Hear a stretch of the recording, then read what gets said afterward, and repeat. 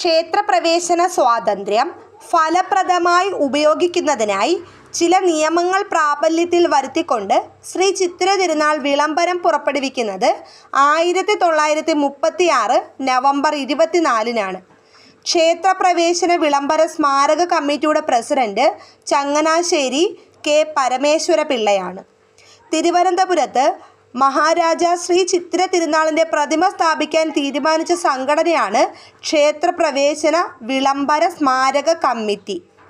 മലബാർ ക്ഷേത്രപ്രവേശന ബില്ല് പ്രസിദ്ധീകരിക്കുന്നത് 1938 ആഗസ്റ്റ് 30-ന്.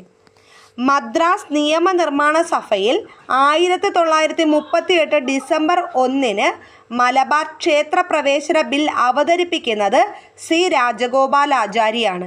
മദ്രാസ് നിയമനിർമ്മാണ സഭയിൽ 1938 ഡിസംബർ 1-നാണ് മലബാർ ക്ഷേത്രപ്രവേശന ബിൽ അവതരിപ്പിക്കുന്നത്.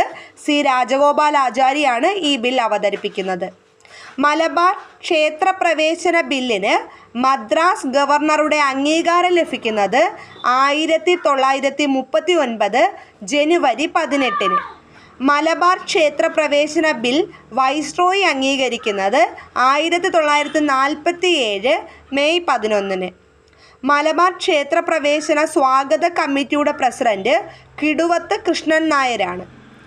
മലബാർ ക്ഷേത്രപ്രവേശന വിളംബരം നടന്നത് 1947 ജൂൺ 2. കൊച്ചിയിൽ ക്ഷേത്രപ്രവേശന വിളംബരം നടന്നത് 1947 ഡിസംബർ 20.